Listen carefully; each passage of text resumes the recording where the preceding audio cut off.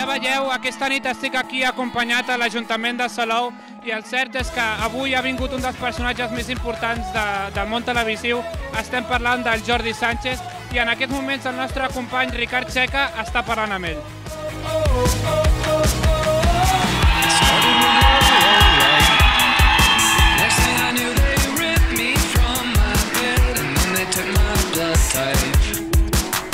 A strange impression in my head. You know that I was hoping that I could leave this star-crossed world behind, but when they cut me open, I guess I changed my mind. And you know I just phoned to... Bé, estem a la República Txeca amb un personatge importantíssim, aquí i arreu, també a les Espanyes. És un home que parla, clar, sense embuts, però és un personatge força conegut i força estimat. És, diria jo, xenòfob, d'aquestes coses rares que a vegades no ens agraden al dia a dia, però sembla ser que el seu personatge fa furor. Parlem de Jordi Sánchez i és Antonio Recio, o sigui, és majorista i no limpia pescado. I no limpia pescado, exactament. I què fas aleshores? El personatge és homòfob, és xenòfob, és antidemòcrata, és masclista, és un saldo de tio. Però com a personatge és fantàstic, a mi m'agrada moltíssim fer-lo. I la crítica que fa el personatge, el que critica no és els col·lectius els que ataca, sinó que critica aquest tipus de persona que existeix, vull dir que n'hi ha de gent així, a tot arreu, a Barcelona, a Madrid i a Múrcia. El fet aquest que sigui aquest personatge tan especial, cada vegada creus que hi ha més gent xenòfoba, cada vegada hi ha més gent... Espero que no, però sí que n'hi ha recalcitrants que són així i que no canviaran, i que són d'idees fixes. Però bueno, de fet els personatges funcionen per reconeixement, i la gent et diu, me recuerdas a mi tío, em deien l'altre dia a Madrid, me recuerdas a no sé qui, o em recordes al veí de sota. El cas és que aquesta gent està molt bé per veure-la per la tele, però és millor no tenir-la a prop, ni tenir-la de veí, ni de cosí, ni d'amic. El fet que per arribar al poder és que fas tot i quelcom més per arribar-hi. Però mira quin poder vol arribar, vol arribar a ser el president de la comunitat de veïns, que és una cosa que no vol ningú, vaja, jo no...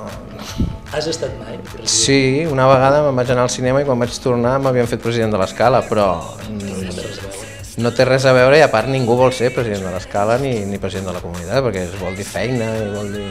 Però allò resulta que és el poder, o sigui, és la eròtica del poder, o no? Bueno, per ell sí, perquè a més no només ell, es representa que hi ha com unes ganes de tenir el poder, perquè no és només ell, sinó que també és l'Enrique Pastor, que és l'altre, el president en la sombra, i vull dir que realment sembla que tothom vulgui ser president de l'Escala, quan és absolutament absurd i fals. I el llenguatge que utilitza, vull dir, tu tens la teva dona, després tens una altra que és l'alcohol, o sigui, tots aquests personatges fan que tu puguis donar vida i vida llarga a aquest personatge. Et fa por d'alguna manera que aquest personatge et marqui per tot sempre? No, perquè tampoc m'ha passat abans amb altres personatges, vull dir... Quan feia el López de Plats Bruts també em deien si tenia por que m'encasillessin. En tot cas, t'encasillen en la comèdia, que la gent... A mi sempre quan fas molta comèdia tens ganes de fer alguna cosa seriosa de tant en tant i a l'inrevés, però no em fa por. Són personatges molt radicals, però jo crec que la gent s'oblida ràpid. De la mateixa manera que ara està la gent contenta i encantada i et criden pel carrer «Pescadero, cabrón!», doncs deixes de fer la sèrie un mes i la gent se n'oblida. Vols dir? Jo crec que sí.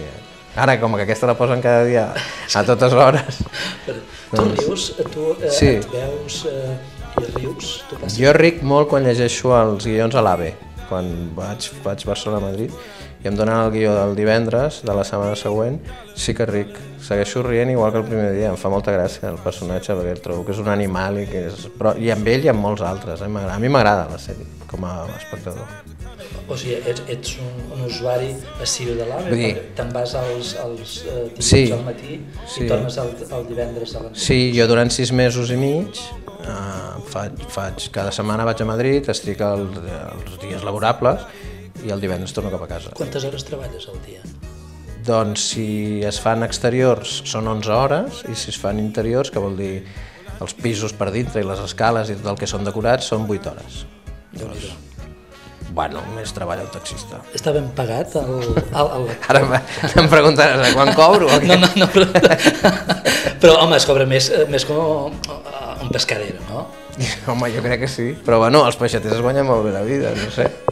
O sigui, però tu creus, en quin moment estem de la cultura actual? Ui, quina pregunta, mare meva.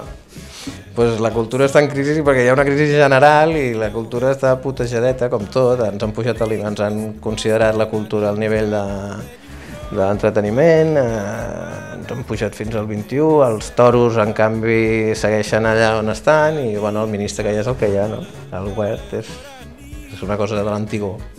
No et preguntaré per política, fins i tot per no embolicar la troca, però el cert és que, per exemple, el company l'altre dia, el Dani Martínez, entrevistava una nominada als Goya, la Aida Folk, i ella deia que sembla ser que es vol encarregar la cultura. Hi ha aquesta percepció des del punt de vista dels actors? Jo crec que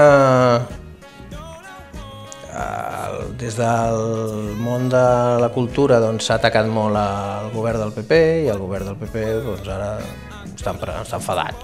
D'alguna manera li torna, és una revenja. A part que el ministre aquest és el que és, i és un ministre, diguem que peculiar i que recorda ministres d'altres èpoques. Tornant al personatge, què passarà fins al final aquesta? No tinc ni idea. No ho sé, perquè encara no he rebut els guions de la nova temporada, no ho sé. Bueno, tampoc t'ho podria dir gaire, no? Però la veritat és que nosaltres no acostumem a saber, ho sabem 15 dies abans, o una cosa així.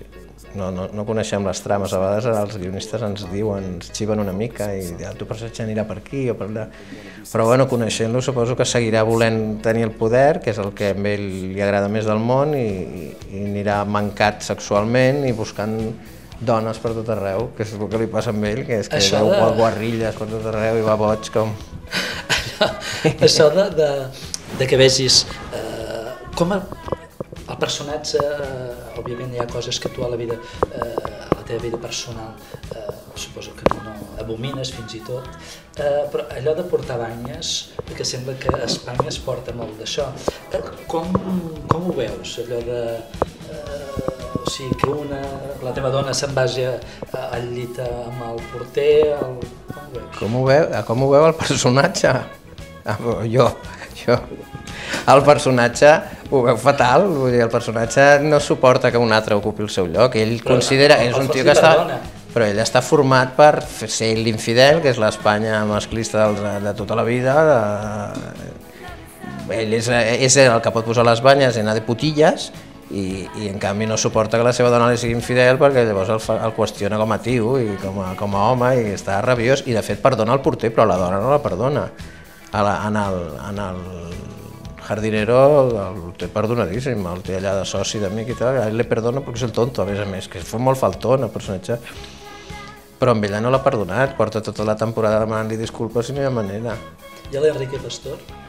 I l'Enrique Pastor li va molt bé perquè ell, com que no té amics ni té res, perquè és com és, doncs ell ha decidit que és el seu amic de l'ànima, i l'altre, doncs bueno, però l'Enrique Pastor està negre, està putejadíssim i està agobiat perquè també vol ser president, una cosa que tampoc entens molt bé, no?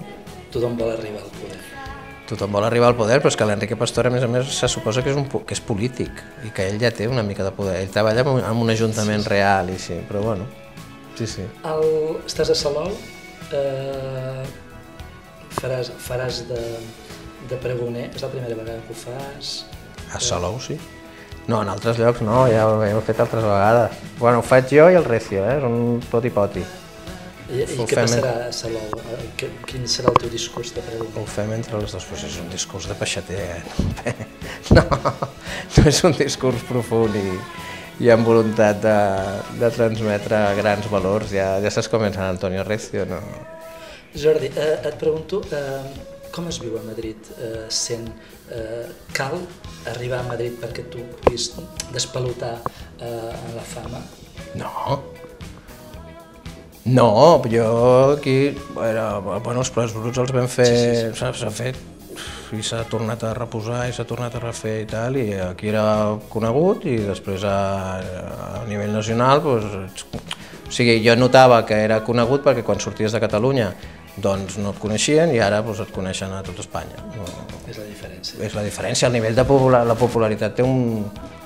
et paren pel carrer per fer fotos o no, que és una cosa que forma part de la teva feina i que segons on estiguis sí que és una mica complicat, perquè si estàs a PortAventura, doncs és una putada que estàs amb els teus fills i llavors... Però bueno, jo em poso una gorra i així no em coneixen gaire, perquè com que estic calb, amb la gorra sembla una altra. Estaves preparat per aquesta fama? És que mai estàs preparat, no? Per una cosa així et sorprèn agradablement i positivament, però preparat. És que és una cosa molt fàcil de portar, perquè que tothom et digui que xula la teva feina. I clar, la gent que treballa a la caixa o treballa en un colmado, quan acaba de treballar no té 500 persones al carrer que l'aplaudeixen, que bé que ho has fet avui, no? És una feina, en aquest sentit és molt agradable, no? T'insulten al carrer? Em diuen això des dels cotxes, pescadero cabrón. Pescadero, puta! Escolta, anem acabant. Et preguntaria, aquella gent, els joves que s'hi volen dedicar a l'art, a fer teatre, a fer cine, com veus el seu futur? Igual que veia el meu. Ha sigut sempre una professió que diuen que ha estat en crisi tota la vida, complicat de dedicar-s'hi. Jo vivia en un barri dormitori, vaig estudiar infermeria, que no té res a veure, vaig treballar d'infermer, i un bon dia vaig anar a l'Institut del Teatre perquè m'agradava moltíssim, però ho veig tan complicat ara com fa 20 anys, que és quan m'hi vaig posar jo, fa 18. I què fa un infermer d'actor? Res, jo vaig estudiar per això, perquè a casa meva tenien molta por de que morís de gana i van dir, home, fes una carrera almenys que et doni de menjar i després ja faràs aquestes tonteries que vols fer d'actor i que... I llavors ja quan ja estava treballant a la ciutat sanitària del Vall d'Hebron vaig accedir a les proves de l'Institut del Teatre. I de moment fins ara, dia d'avui, no m'ha sortit malament, però vaja, que jo el que ho vulgui provar que ho provi, home, que són 10 hores al dia que estàs fent una feina, però si pots fer una feina que t'agrada... Ara també estàs fent de productor, tens una... Tinc una obra a Madrid que es dirà Mitai Mitai, que s'estrena al febrer com a autor, i bueno, productor i com a autor, coautor amb Pep Anton Gómez. I què s'espera? Vindrà a Catalunya? Sí, suposo que sí. Bueno, de fet, tot des del principi ho hem fet sempre. Normalment fèiem en català i després en castellà i ara aquesta s'estrena en castellà i farem una versió catalana, clar. El fet aquí, jo fa dies llegia un article que deia que és el moment, quan hi ha crisi, el moment de les oportunitats, no fer menys però fer més en qualitat. O sigui, apostar més per la qualitat. Tu notes... Bueno, això és com quan comences, no? Que no tens un duro i t'esforces molt més amb... Nosaltres vam fer un musical quan teníem la companyia Crampag amb el Joel Joan i vam fer un musical i no teníem per micros ni inalàmbrics i ens vam inventar una cosa de micros d'aquests i que era molt més barat, tu et anaves passant el micro l'un a l'altre i el decorat era... Tot era, li dones més voltes al cap per fer com aconseguir el que vols amb menys diners. 2013 per tu serà?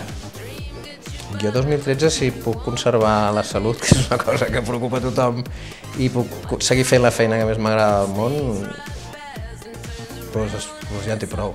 D'acord, m'agradaria que mirant a càmera enviessis un missatge a tots els telespectadors de República Txeca. Doncs a tots els telespectadors de República Txeca una abraçada molt gran i ens veiem a l'estiu. I després de la entrevista que ja l'heu vist, ara sí que és el moment del bany de masses, aquest moment en què tothom vol fer fotos amb un dels actors més reconeguts de la petita pantalla. És Jordi Sànchez, Antonio Recio, ja heu vist, que parla sense tabús.